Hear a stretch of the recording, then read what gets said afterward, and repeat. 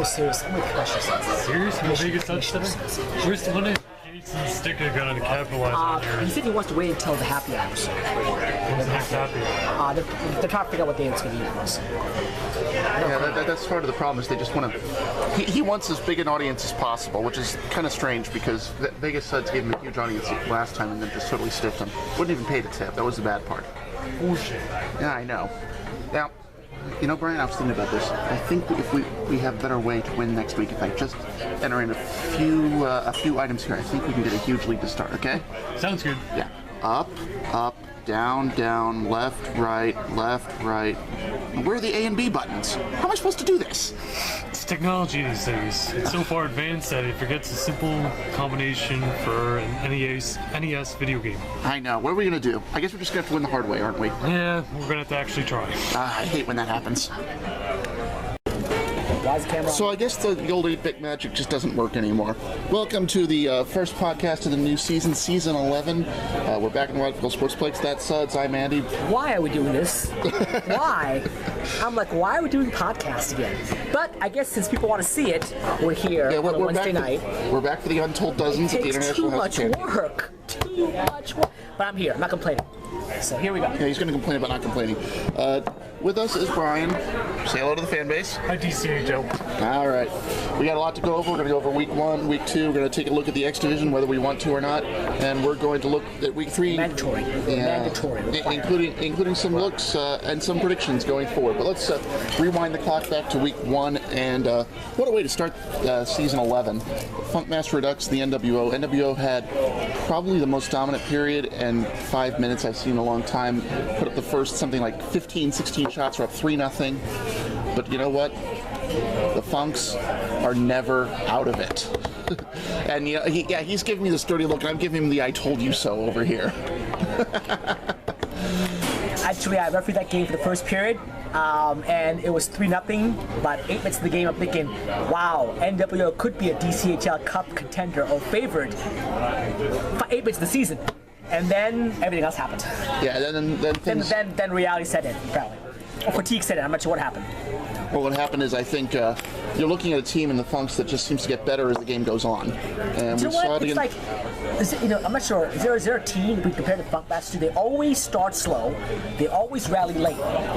Can we give them coffee in the first period instead of third period? Would that be okay? Maybe you should stop scheduling them for 1 o'clock. That might do That's what they wanted. I mean, maybe they need coffee. Maybe they get a little bit earlier. You know what I mean? Yeah. Or maybe we should put down 3-0. Score 3-0 for the game even starts. They start playing that time. Well, let's not give them any ideas. ideas. What's going on. But anyway, the bottom line is they're playing great, but what's with the slow starts? Who knows? I'm not getting that slow start. I don't get it either. It's a consistent issue with them. They're a solid team. It happened. They made the comeback winner with 14 seconds left. From a 3-0 deficit. Yeah, came back from not just 3-0, but also 4-1. Final 5-4. What a way to start the season. Yeah, absolutely. And then from there, our first game on the DCHL network, we had L2T and the Scorpions. A few goalie issues forced me into the nets, and that. And if you pardon Andy and Brian, I don't want to talk about this game, but I'll talk about this game. I'll talk about it. Yeah, it wasn't that bad. Honestly. I'm kidding. It wasn't that bad. What do you guys think? You guys played the game, Brian. What'd you think? What about the game? L2T was improved on the offensive side, and the defense, they're starting to learn how to play on the back end. Before Andy jumps in, but go ahead. Andy, I think L2T was I think L2T is showing signs of improvement, but they were bailed out in this game by an outstanding performance from, to be fair, their top pick, Sean Sampson. I think both of you are correct, personally. I think L2T is a much improved team. They got some top draft picks, which they used on Sean Sampson. Good goalie coming in from 2 Jackson Co. because they promoted. They also got a good female player, Morgan, who if you've seen her play so far, she plays a lot, very athletic gal. Got a lot of offensive skills as well, too. Once she learns the offside line, she's going to be dangerous. She's already did actually this past week, actually. So then I must be thinking of someone else then. I think somebody else. She's playing very, very well. So they needed team speed on the female side. They got it. They needed a cornerstone franchise player in net. They got it. They already have scoring talent. So this is what I like about the league here. Lower draft teams. 2 Jackson Cook last year improved. Now L2T turned to improve. Mm-hmm. It's called Paul Tagliabue's NFL parody. We have it here. Everybody improved. Everyone's improved. I think all the teams that are back have improved, to be honest with you. I want to give the Scorpions a bit of a down because we were short-staffed. I mean, from the first week, we barely had 2 full lines compared to the second week where we had 2.5 lines. And that was a tremendous difference, as well as other things that we'll talk about the second week. It wasn't bad. You guys played well. It was bad. Sean took the game 27 saves with a L2T with a 3-1 win. Correct.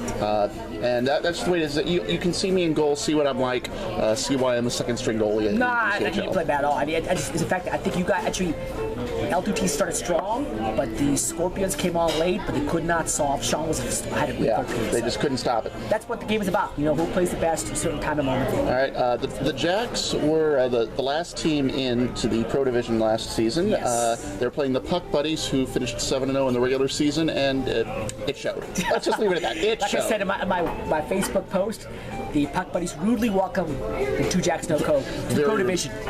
Jake with a double hat trick on the day. And what I heard from 2 Jackson, wow, these guys are fast. Welcome to the Pro Division. Yeah. These guys are fast. They're all fast. There were 4 hat tricks on the day. Jake had 2 hat tricks.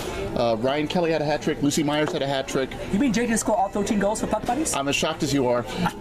Final score. +2 on that one. Yeah. Final score 11-5, and honestly, it wasn't that close. I thought Jake was the entire Puck Buddies. I mean, how could they win with only 4 goals for Jake? I don't know how that happened. No, they had 6 goals from Jake. How could they win with only 6 goals from Jake? Well, the other team only scored 5, so there you go. It was sort of won the game, right? 7-5. If Jake didn't play, right? No, it would have been a 5-5 tie. I'm trying to make a point here. I love Jake. He's a great guy, but Puck Buddies have good players too. Next game is the Untouchables against the Babylon Warriors, and going into this, I thought this was going to be a very close game, as our food has arrived. This is how you lose. Whatever amount you want to lose out there and eat right.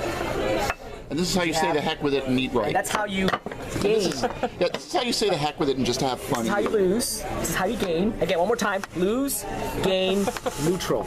Okay, back to the podcast. You'll notice, by the way, that Suds does not know how to do subtlety with his humor. Yeah. But they both look delicious, I must have to say. Mm-hmm. Thank you. Everything's good, thank you. So we're talking about Untouchables versus Babylon Warriors. Going into this, I thought this was going to be 2 of the top teams in the division. Nothing here made me think otherwise, but the Untouchables showed a very good defense out there. They did not have many shots, but they made the most of the ones they had. 4-1 the final. The Untouchables looked early on like they're the team to beat in the rec side. Okay. I love the Untouchables. I love Jay. I love how they do with that team out there. I wouldn't quite go there. They're a good team, solid team. Again, I don't have enough scoring. They gotta find a way to score goals. So I wouldn't put them as the team to beat yet in rep. I'm not buying that one. All right. I just call it a scheduling victory. How about that? If you will. All right, next game, Scabs and Street Sharks. And again, we have to ask, this happens every early season. What's wrong with the Street Sharks? What is going on here? They were playing a depleted Scabs team. This was the perfect opportunity for them to steal a win. And what happens? I mean, you got Todd getting the hat trick.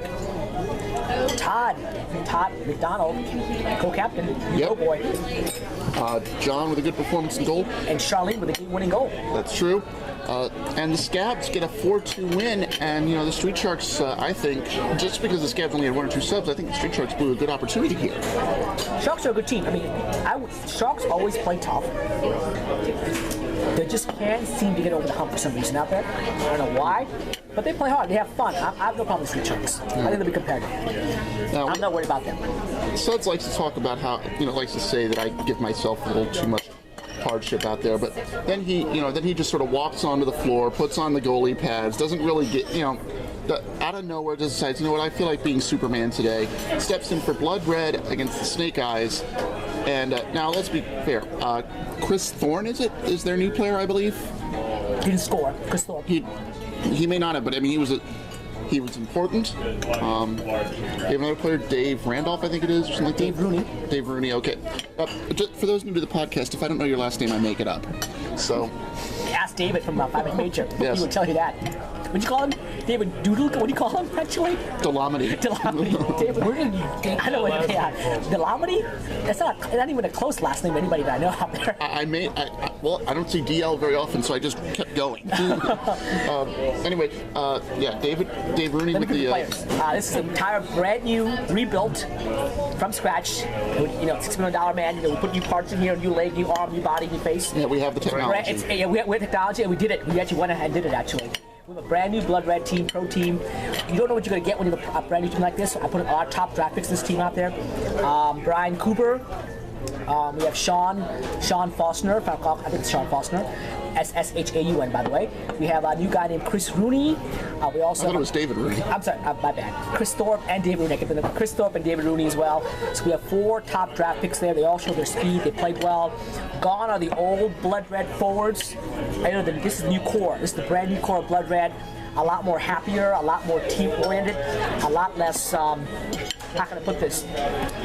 They play together. They play for each other, which I like to see out there. So the reason I played goal for them is because the normal goalie was the new goalie Tom was out of town, and also they're a brand new team, and I feel like they probably lose. And when you have a new team, you want it to be a positive experience. I don't want to be to get a bad feel for taste out there. So yeah, if he had put me in goal, I might have set the nets on fire. Well, I want to be patient with them. If win or lose, I want to just coach, be patient. And you know what? I was so proud. Forget of the team. They played so well together. First time together in a pro game against the Snake Eyes, a tough team. They came back and won 4-2. So they played very, very well. They played great defensively speaking. The girls had 2 goals. Jen Prof had a goal. Ann had a goal. They played great on defense. I saw a revitalized, renewed Blood Red team, and I'm happy for them out there. Yeah, for those guys, of you, congratulations. Good job. Well done. For those of you who are a midweek down at the Jewish Community Center, we're about 3 miles from here, and so that Ann Weiscarver is the top female scorer in that league. Through 7 weeks, she has 4 goals. Wow. To lead all females. I'm gonna steal a little Steve Tickpick here. She has 2 goals through 2 weeks in DCHL too. And she scored the 2nd week as well too. She's not doing that badly. Okay, this takes us to the main event of week 1, and as is tradition, since we've split the 2 divisions, the main event of week 1 puts the pro champs against the rec champs. Gonna Fly Now is so much better. And Champions is Champions game. Yeah, and this is the Ducks against the 5-minute majors. On tape, you're going to see what I think of that. But the big story here, I thought, was that with Sean Sampson choosing to stick with the Jacks over the Ducks, which I thought was not the decision I would have expected, to be honest with you. It meant that they had to break in a new goalie, and that goalie is First Lady's goalie Tracy Bannister. She's not the normal goalie, but she filled in that role, from what I'm told. So there might be a rotation there, but they have another goalie that played in week 2. That's correct. But Tracy, the women's travel team goalie, got a chance to played pretty well. Yep. They had a sequence in the 3rd period where she made a save, froze the rebound, so that's 2 saves there. 3 straight times the Majors win the face-off, take it to the point and shoot, and she saves that. So she had 5 saves within a minute at one point. Finishing with 18 total saves. The Ducks get their usual offense from the main line, and 5-3 the final. The Ducks come out on top of this one. You know what? The 5-minute major played pretty well. They were also short-staffed. They only had 3 ladies out there, so they'll be okay to go as well too. But they realize that in this division, you have to score goals. Mm-hmm. Rec, you can get away like untouchables, and that's scoring up goals. Like last season when they gave up maybe 5 goals altogether. That's already changed the season up pretty quickly actually in pro. Yeah.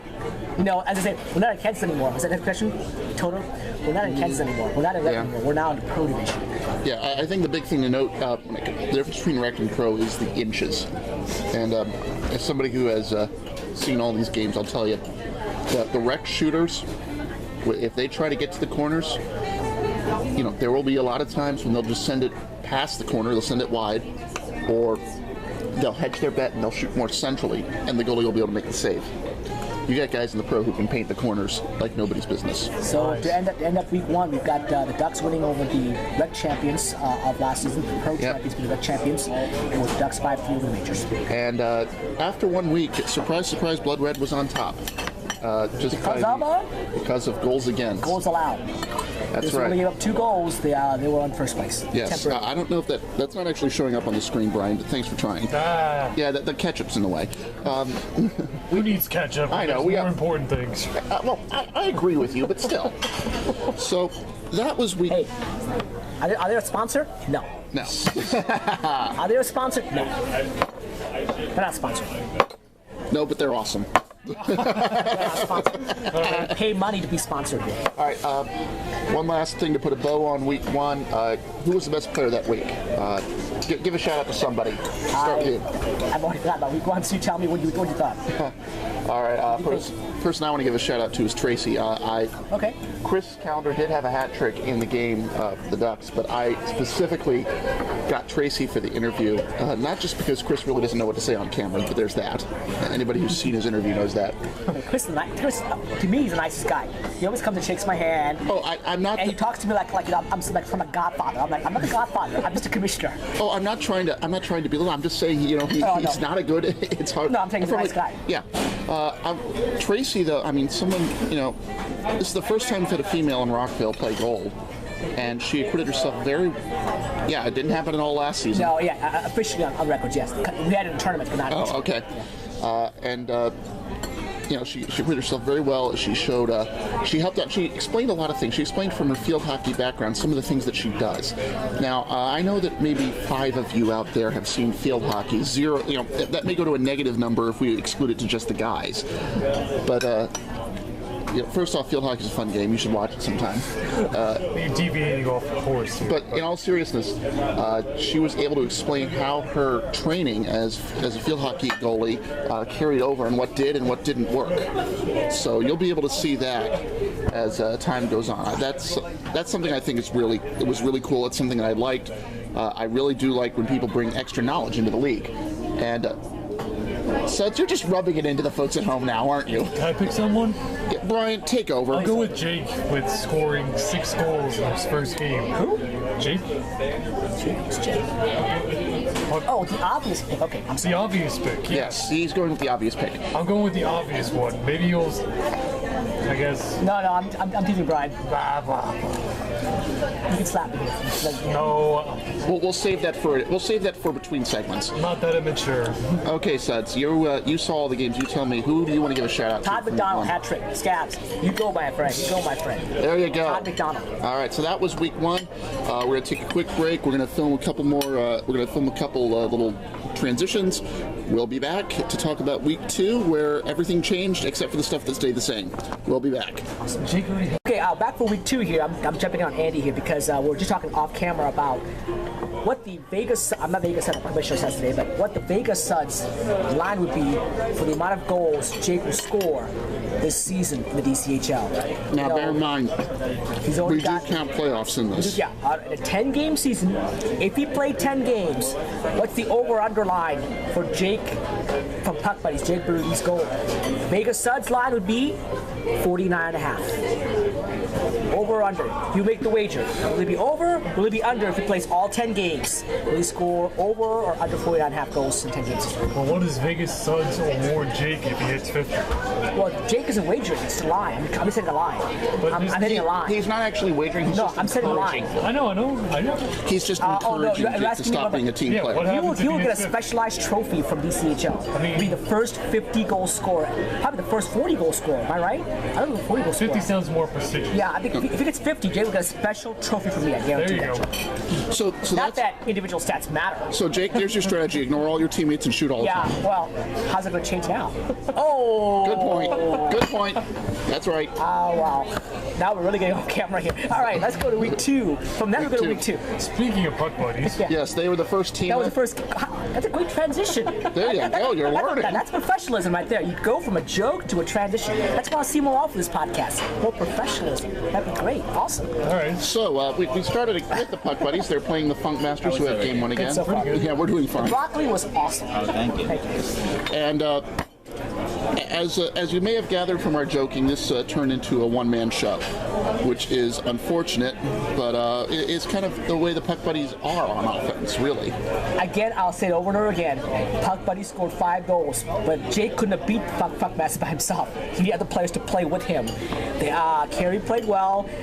Their new guy, what's his name? I forgot his name now. The new guy, Chris Kim, played well. He had to adjust to the ice skating call. He played well. Molly always plays well and plays solid out there. Peter played well. I mean, they have a lot of good players who set up Jake overall. So Jake got all 5 goals, but they played well. Funk play as a team. They came back again. They fell behind. They came back again. Made a run at the end, but too much Jake early. Not enough goals late. Funk falls 2. Is it 1-1 or 0-2? They're 1-1. 1-1. They beat NWO. Right. So 5-3 the final there. All right, Puck Buddies are all alone in first place again. And that gives Jake 11 goals already in 2 games. So that over underline right now, if you wager over, you're in the right direction if you wager over. All right. Up next was Untouchables against L2T. Scary game. This was a scary game for Untouchables. Yeah, the L2T did not play poorly. No, they dominated the game early. Yeah, there were times when they were doing it right. In fact, when it came to shooting, they were very much on top of this. And I want to show you guys. This is what our third man crew, Brian Smalley, has. He's got his, what he calls it? Kindle Fire. Kindle. Look at this. Stats already up. You got the link, and he's going over the stats as we talk about it. Now that's professional preparing, and that's preparing as well too. Hey, I'm trying Great to be job. better than Mike Milbury here. Well, anybody can be. My dog can be Mike Milbury. Thank you. I'll go with it. As it was, L2T, I don't know if you saw it in the break there, but L2T outshot the Untouchables 11-4 in the first period, but could not get a goal. If I recall correctly, I referred all the games. If I recall correctly, they actually had the lead, didn't they? Did they score first? Let me see here. L2T scored They first. scored first. Yes. JJ, welcome back. We've missed you, man. JJ, yes, he's going to love Rockville. You see a lot of speed guys come back to Rockville. You see a lot of players say, oh my God, we played in Rockville. That's my speed game. JJ's got speed. He's got offense. Yes. And, he's a difference maker. He is. So, he showed early on that yes. he was a big boost to the team. But the Untouchables came back. I want to give some love to George, the goalie for the Untouchables. Yes. I've seen him. He was one of the first goalies I played against way back 7 years ago at JCC. I've known from the beginning that he's a great goalie. When I heard he was coming on for the Untouchables, I thought this team had something there. When John was what? John Robson, 45? 7 years back? 7 years back? I think he had just passed 72. Okay. Anyway, so I knew this guy was going to be good. I knew he was going to help the Untouchables. He's helped them a lot. And it showed in this game, 4-2 the final to the Untouchables. Actually, you know what? They for a moment there, I thought L2 would pull the upset. You did? But Untouchables had to find, how they find goals. They found scoring like they always do. And that's not a good team that when they face adversity and they came back. This is why Untouchables are a very good team. They find ways to win games out there. So congrats to the Untouchables. They played well. And now they're 2-0. And L2T showed that they could play against anybody in this division. That's right. So we see that as well too. We move on to the next game, the Jacks against Blood Red. This one, again, on the network. Great game on the YouTube network. It went to a shootout, so tell me what happened, Andy. Well, before we get to the shootout, I want to point out this is something where the Blood Red dominated the game as far as the Jacks dominated the game. Excuse me, I'm reading this wrong. As far as shooting, they were doing everything right. They held Blood Red to 1 shot in that third period, but that shot was by Sean. It went in, and despite only allowing 13 shots on goal, it was 2-2. It went to the shootout. Last shooter for Blood Red puts it in.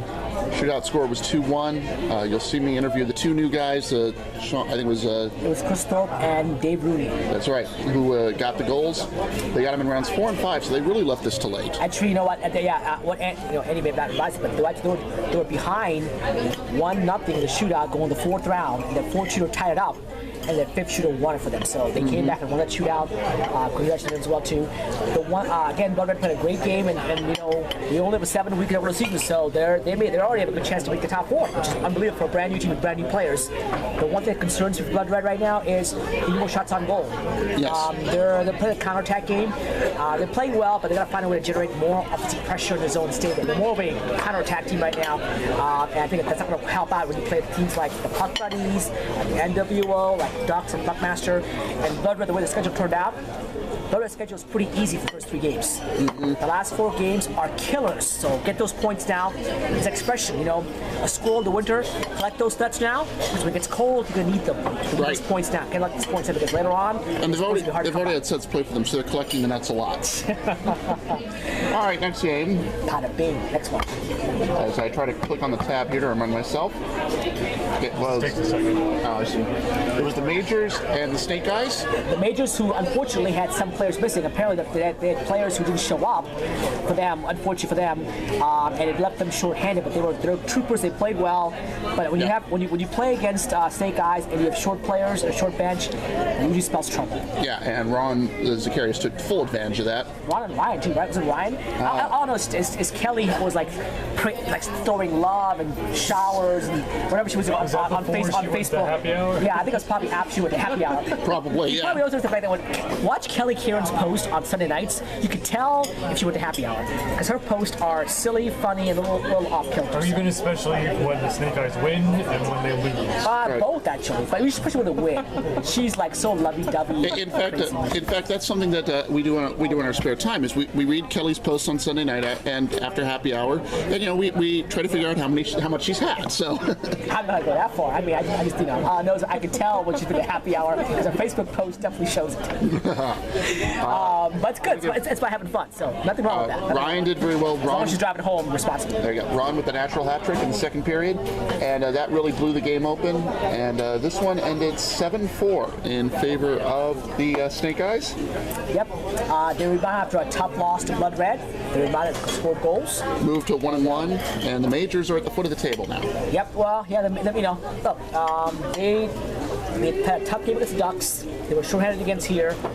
They really haven't a chance to show what they have yet. So we'll see how they do later on the season. Right. I don't think they have that much time left to show what they have. Well, they got 5 games left, but they still have a chance to be top 4.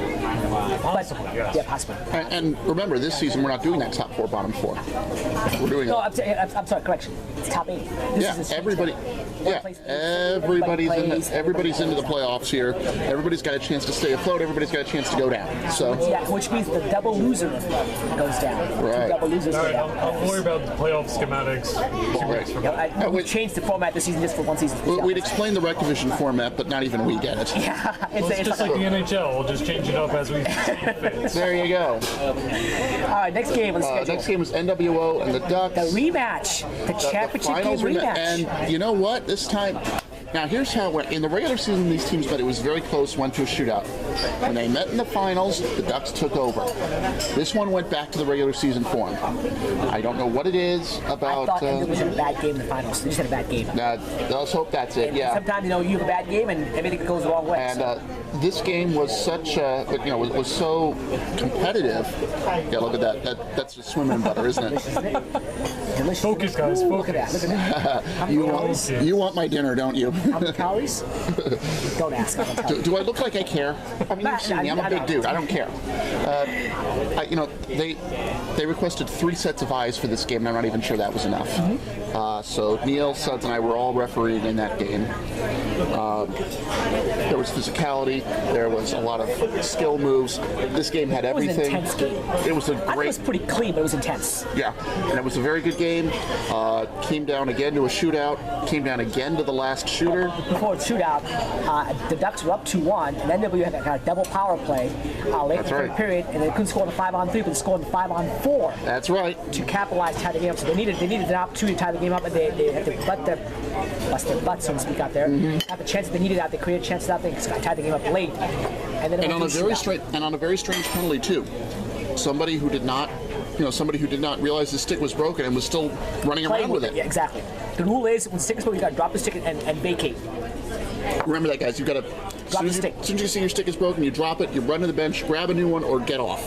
And that's something that a lot of people get wrong. Yeah, and the call was made correctly by Andy. Andy made that call, if I recall correctly, right? Yeah, well, not just I did. Neil saw the same thing. Okay, and they were already short-handed 5-on-4, and made it 5-on-3. Now, luckily, they killed that penalty off, but that penalty ended up being a goal anyway later on, 5-on-4. So, and the shootout came out to Jason on I wouldn't say controversial because it was not controversial at all. But Jason was the last shooter.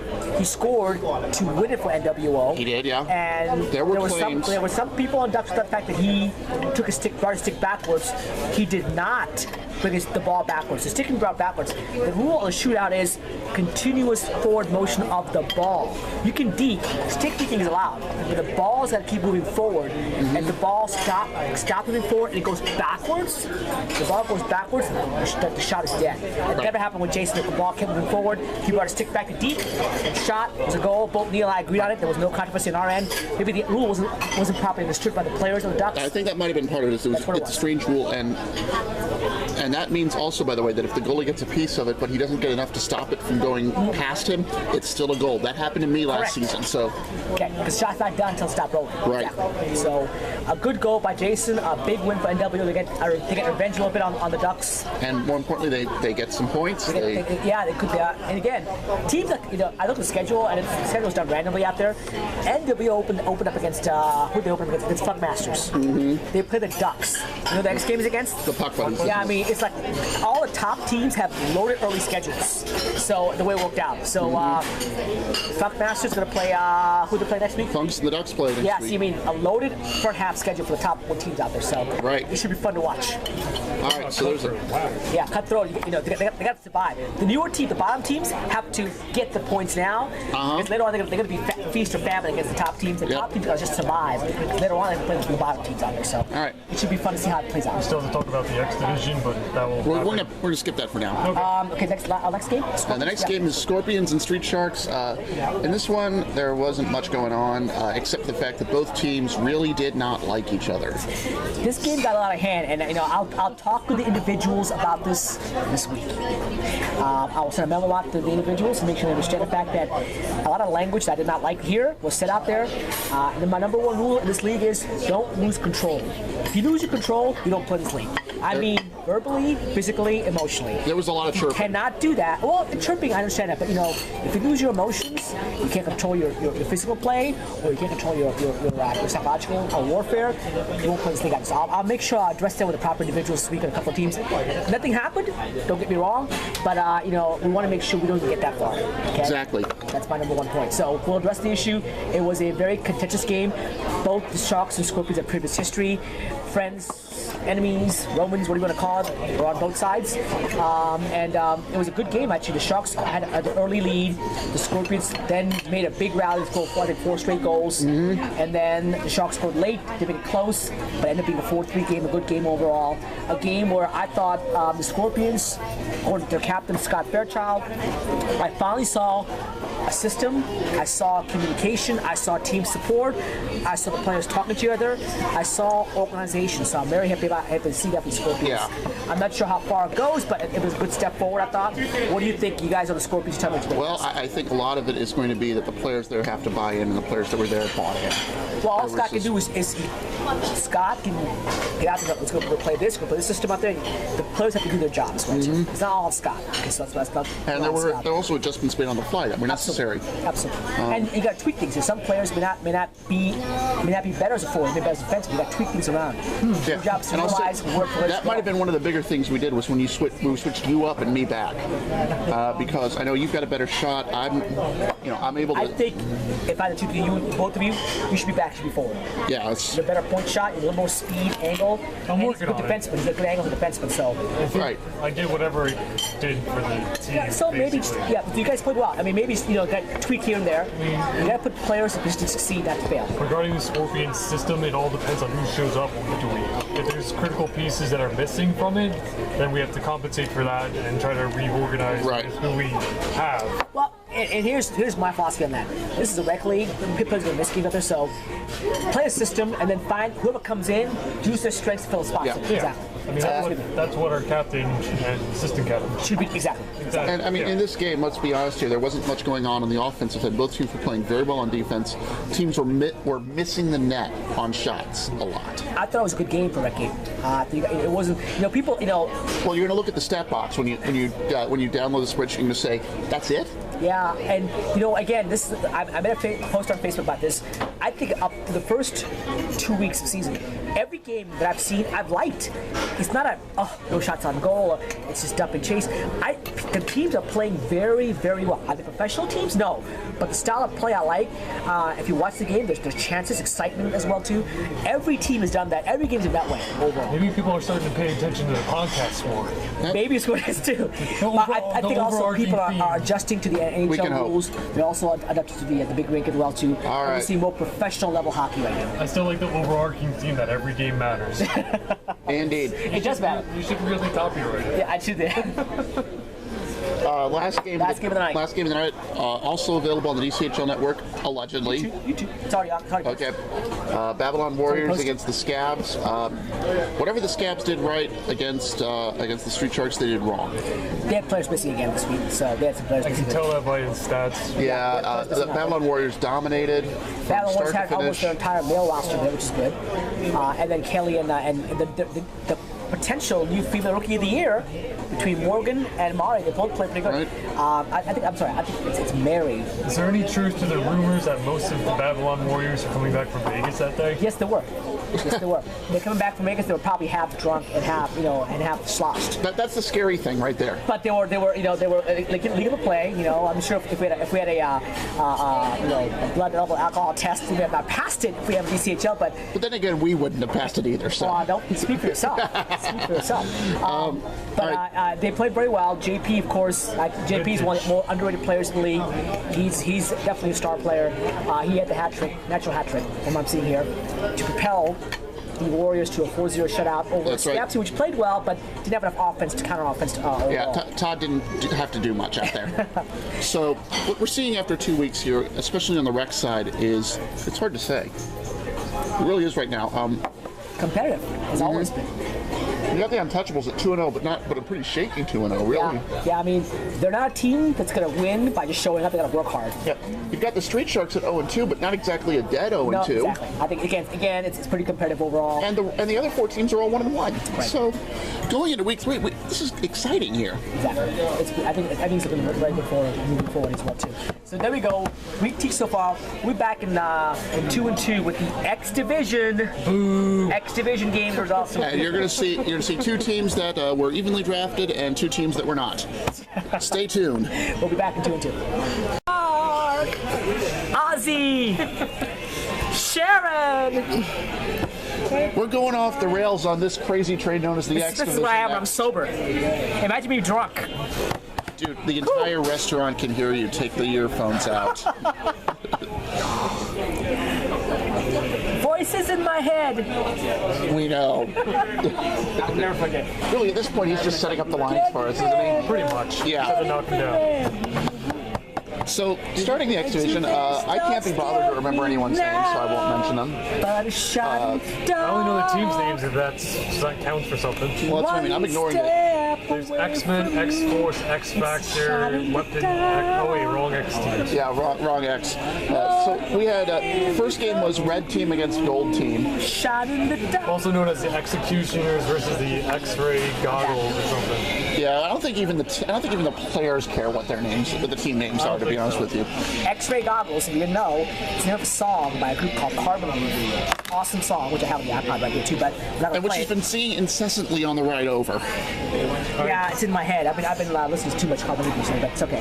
I have no idea how this game ended. Okay, the first game was the Executioners against X-Ray Goggles. Yes, we got that. Red versus Gold. And X-Ray Goggles scored the first goal. I think it was Matt Goldstein.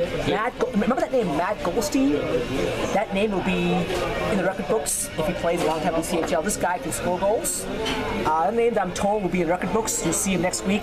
I'm tipping you right now. This guy named Matt Furman. I'm told he's an ice hockey player. He's also on the X-Ray Goggles team. So when these guys play together, watch this team blow up. And those two guys will be in the top 10 of scoring from what I'm hearing moving forward with DCHL. Yeah, there was this was something where both teams were just trying to fit. We're just trying to fit their fit their lines together. It really didn't seem like there was much chemistry, but of course you'd expect that in a pickup game. And keep in mind that the first game here, both teams are missing their top 2 draft picks. Yeah. That's huge. So so this game ended in a tie. I believe the red team went to a shootout. I believe the red team won. The red team won the last shot of shootout, correct. So red team won the first exhibition game 2-1. The Executioners struck first. The 2-1 winner would be Extra Goggles in this game. And then we go to the white. And the next game. White team against blue team. Now remember how we said that the red and the gold were trying to find their chemistry? So was the blue team. Somehow the white team found it. All you have to do is say X marks the spot, and that pretty much sums it up. Yeah, that's what they did. They said they marked the spot. For a team on paper that looked pretty okay, they had instant chemistry. I mean, this team had just unbelievable chemistry. They couldn't miss anything. They dominated the game. Every single pass connected. I'll tell you right now, if the puck buddies played them, they would lose. They would have lost by 4 or 5 goals. That's how good this team was together their first time out. Just to make a point here, red team had 21 shots, gold team had 14 shots, blue team had 18 shots, white team had 56 shots on goal. They had more than everyone else combined, I think. Yeah, and Chris Thorpe, Blood Red rookie, had 9 points. I think Jake Smith had 8 points. Somebody else that I'm forgetting had 7. Chris Winkler. Yeah. Chris Winkler had 7 points. I mean, it was a scoring extravaganza over it. You know what I mean? But I think Chris I had a joke there about scoring, but I'm not going to go there. It's a PG-13 show. So they scored early and often. Let's put it that way. Early, often, and late. And they beat the XYZ 13-2. It was not pretty. I thought it was 13-1. No, 13-2. There was a late goal. They got to go late. So. Close enough. So expect some trades. I've already have an idea about how to make some trades to balance teams out. I don't think XYZ is that bad. It's, the Xbox Spots had a great game. XYZ had a horrible game. But we're going to make some adjustments. That's my job. Make adjustments out there. So. Yeah, it didn't really matter who was out for X, Y, and Z. Yeah. It really didn't. You saw the game, right? They just played unbelievable. The bang passing, the tic-tac-toe, shot goal. I mean, I don't think anybody could stop those kind of shots out there. It really didn't matter who you threw out there. Yeah, exactly. I think so too. I think it's a question. It's a statement of one team just being so on and one team being so off. Correct. My personal feeling. So we'll see what happens. All right. Well, that wraps up X Division Week 1. That wraps up Weeks 1 and 2. And next week, looking forward to Week 2, we have X-Ray Goggles going against XYZ and the 2 unbeaten teams. Only one of those so far. The Executioners get their chance. Right. So it'll be gold. It'll be the gold team against the blue team, the white team against the red team, because I know a lot of people out there need to know what color they are to identify their team. There's really, the names really don't seem to mean anything. One time these games played for next Sunday. Now these games are going to be, it looks like, the 5 and the 6 slots. So yes, exactly. The unbeaten teams are playing at the later game, so it should be fun to watch that game and see how good. We'll see how good Xbox Spot really is. Yes. But there may be trades made, so we'll see as well too. Now remember, in this division, we're going to have 9 games. Everyone's going to play everybody 3 times, and the top 2 teams will go for a one-off championship. Correct. And the bottom 2 of the concession game. All right. So that was a quick look at the X division. Not quick enough, and we will be moving on from there to looking at This is what I put up with the entire week, folks. You know what? I have to have fun in podcasts. Otherwise, I would. Wait! You're the one who said we should be professional about this. I'm having fun. He's professional, but he's well balanced. Exactly. Thank you. All right. I'm just humdrumming along, pretty much. All right, folks. When we come back, we're going to look at Week 3. We're going to break out a new feature, the Predictatron 5000. You will understand it when I have it. I'm looking what that is. We'll find out. So we will be back after this word from our sponsor. 2 and 2. Promotional consideration paid for by IHOP, the official restaurant of the DCHL podcast, where we are every week. Specifically, we're at the one at, I believe it's Pickett Road and Blake Lane. There's only one in Fairfax. There's only one in Fairfax. Come along down, join the podcast, join the insanity, and be one of the untold dozens that we feature. We'd also like to thank our folks at Michael & Sons, the official title sponsor of the Rockville Sports Plus. Allows us to be able to not go broke playing there. Guelpo's, where we have most of our happy hours and most of our end-of-season festivities. We might even be back there again at the end of Season 11. We looked at that, yep. And that's not the only one we're going to have. So you mentioned that there are more sponsors, more actual real sponsors? Somebody, the Ducks, actually, Honey's husband, Remy, is getting us 4 $100 certificates, which we appreciate. I don't know the name of the hotel he works for, but I'll find out momentarily. The next week, actually, we'll have the official sponsor for this edition of the podcast. Mm-hmm. But I want to thank everybody for that as well, too. I appreciate that. Yep. And let's not mention one unofficial sponsor. I think it's Ben's Pizza.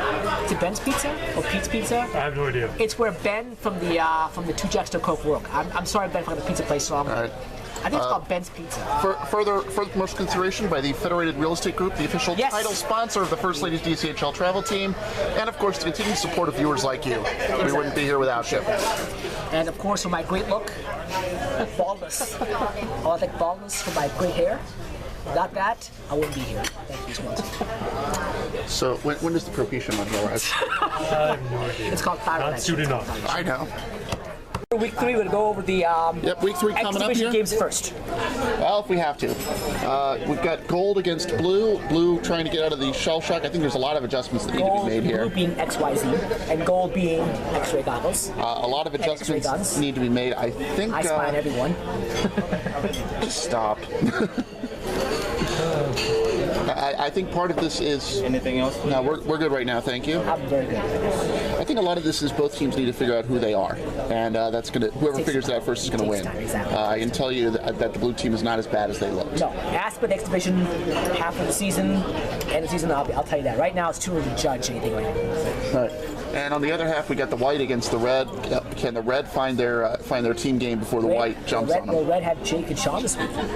Well, if they do, it might not matter. Who's going to score more goals? Xbox spot on Jake. We'll find out. Yeah, it might not even matter. We'll find out. All right. Alrighty. Now we go to the other games. Let's go to the DCHL games. Games that matter more importantly. Folks, I mentioned the Predictatron 5000. What basically happened is I have set up a computer algorithm on my laptop back at home. It's going to spit out scores for every game. I will report those scores before we make our analysis and predictions. So I'll report the score. We'll let Suds tell me why the computer algorithm is flawed. Oh, do you mind if I go to my car? Be right back. 1 second. You keep talking. Can I predict the scores and see what the algorithm says? Then maybe you can put what the algorithm says. I'm sorry?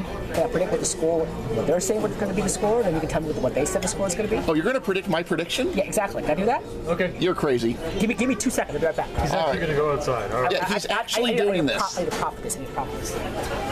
But talk along. Guys, I don't know what I started here. This is Wait a second. This Kindle also does algorithms. So I have a prediction of a prediction of a prediction. Don't even think about it. I wasn't even trying to start it. This was just something I did for fun, for crying out loud. Anyway, I guess while I'm here, I'll explain kind of how the algorithm works. I'm just messing with you. But Yeah, all right. The algorithm looks at the average number of shots taken, the average shooting percentage for each team, and compares the individual teams' shots per game and shooting percentage to it as on both offense and defense. It uses ratios. If you've ever been to Ken Pomeroy's site for college basketball, it's sort of based off of the same principle. Isn't there like a Corsi formula for hockey? I know there's something out there where you can... I know there's one for baseball, but yeah. I haven't done much research on it. But this doesn't really use the David James stuff. This more uses the Pomeroy stuff that he uses for pace. Okay. So if anybody really is a college basketball stat head, that's kind of where I got the idea. All right. Sounds good. All right, I don't know what he has. Oh, great. We've got Karnak with us. Karnak is here too. We're going to see who's going to be right, Karnak or the Spectrum. All right, let's start with the first game. All right, first game is the Puck Buddies against the NWO. You will be able to see that on the YouTube network. I'll give you a second here. Karnak's speaking to me right now. Really? Wow. Jake only has 4 goals. Puck Buddies win 5-2. All right. I ran the numbers on this one. The important number to remember here, I think, is that the NWO has not had very good defense as far as they let in. There are easy shots in front of them. They haven't given up many shots on goal, but they have been very good shots on goal. And the Puck Buddies know how to create. I'm not sure I agree with that comment. But the Predictatron says Puck Buddies 8-4. Okay, so Karnak has 5-2, and the computer has 8-4. Brian, you're just going off of random wild guessing. What do you think? Watch him be the most accurate too. Yes, I love random guesses. I was pretty accurate when these two teams met last year in the playoffs, but I don't think that trend's going to continue. He's the one that predicted NWO to upset the Puck Buddies. I don't think this is a revenge game. It's a revenge game for the Puck Buddies. I really don't think that NWO will overcome the talent that the Puck Buddies possess. But the score will be a lot closer than the prediction. I say Puck Buddies win by 3. Alrighty. I have by 2, he's got by 3, and I have by 4. Alright, so game 2, we've got Blood Red against the 5-Minute Majors. Wow. Blood Red with Tom and goal. 5-minute major. Wow. I'm going to predict it's going to be a shootout game, actually. It's going to be a close game, but it's going to be one shootout. I'm not sure who's going to win. I'm going to say it's a tie. All right. It's a 3-3 tie to shootout. All right. Right now, Blood Red has been playing very good defense. Their counterattacking has been working great. The Predictatron says Blood Red 5-2. Wow. This one. So I'm going to go from a tie to a 5-3 goal win for Blood Red. Yeah. What does our tiebreaker person, Brian Smalley, say? I'm going with an upset here, with 5-minute major getting their first pro win. Wow. Mark this game down, guys. We're all on different pat levels here, so we'll see Karnak, Megatron. Is it Megatron? It's Predictatron. Megatron, okay.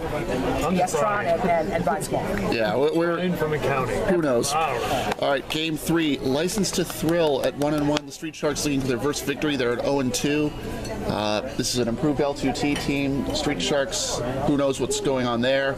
Let's see what's being beamed into what's left of the brain for Suds. Really?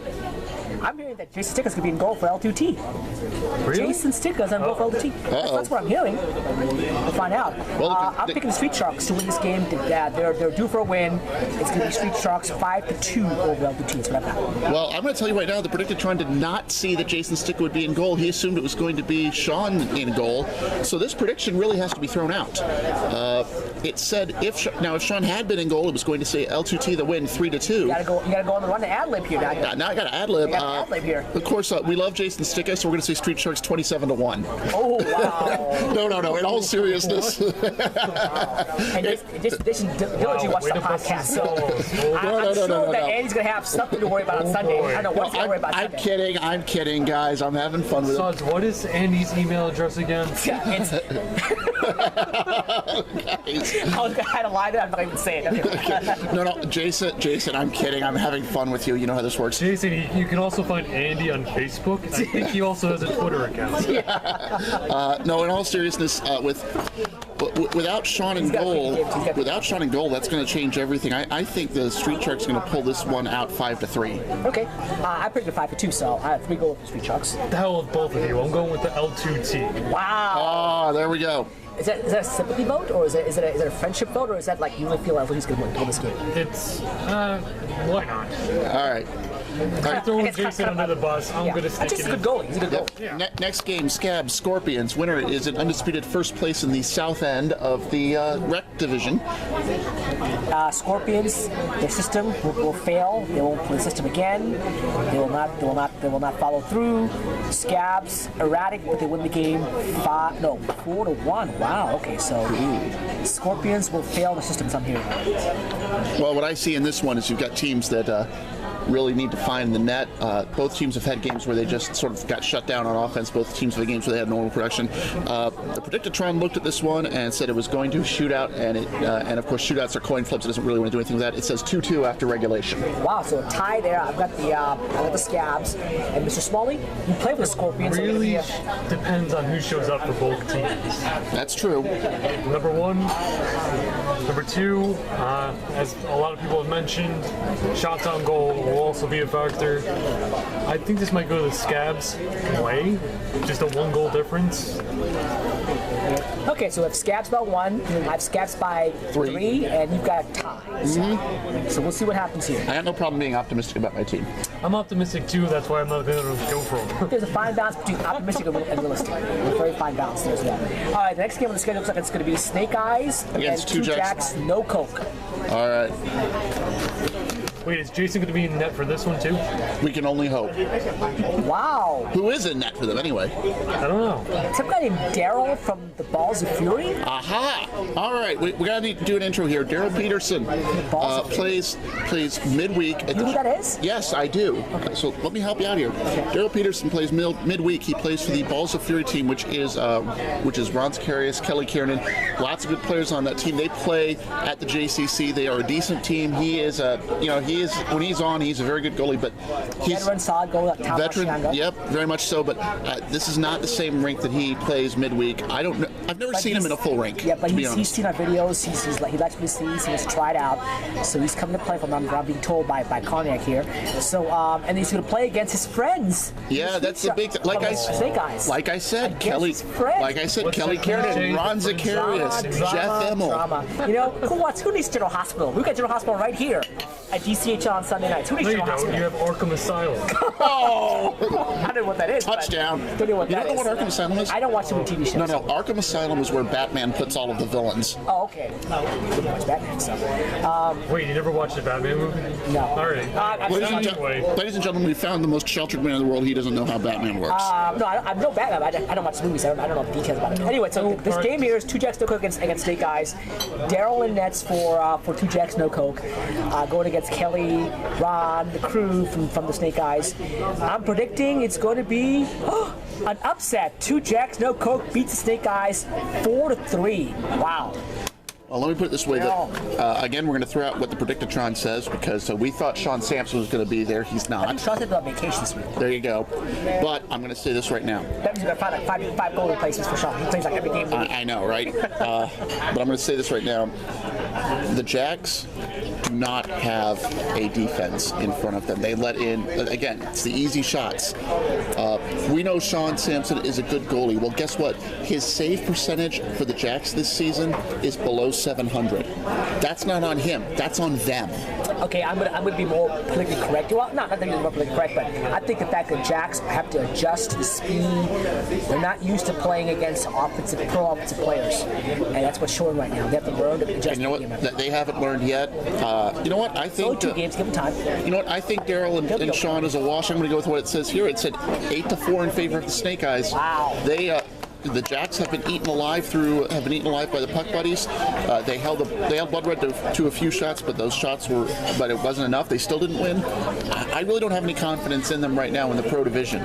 This is a team that's going to yo-yo, and I think you're going to see that in this game. Okay. But 2 Jacks No Coke scored 5 goals against Puck Buddies. That's still impressive. Yeah, and they only give up 2 against Blood Red. So against he's got the glass half empty. They've got the glass half full. Look, I like that. I think 2 Jacks No Coke can walk away with their first victory, but before I fist bump you, I still think he'd be hanging. I might have to. Finish your thought. Fine. I think Snake Eyes might be able to squeeze it out. Narrow 4-2 victory. It could go either way this game. Now, one of the perks of being in the rec side is that there are going to be some teams you've seen twice. We have our first rematch of the season, the Untouchables against the Babylon Warriors. These 2 teams met in week 1, as you recall. The Untouchables were 4-1 winners. Now they're meeting again. The Untouchables looking to go to 3-0. Karnak, talk to me. Babylon Warriors, Todd back in net. They're playing well.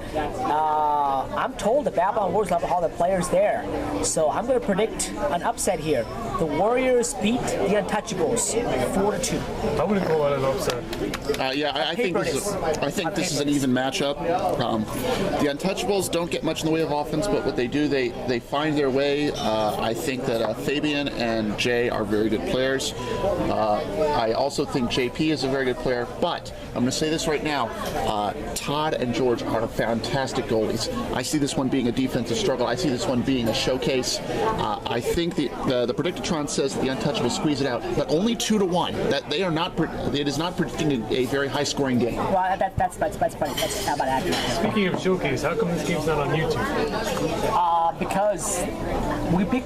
When you schedule YouTube games, let me explain how it works out there. We schedule like opponents together and look at 1 YouTube appearance. The Untouchables will probably have a different opponent that week, so I'm not sure what that game is, but you can't put every game on YouTube.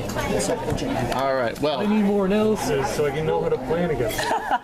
So what's the prediction? Warriors or This will be a tight one. I'll go with Babylon Warriors because they play better in the evening. You know what? I'm gonna like this guy. Of course you are. All right, final game: the Ducks against the Funk Masters. This has been a war. Both times they've met. The Funk Masters won last year in the regular season.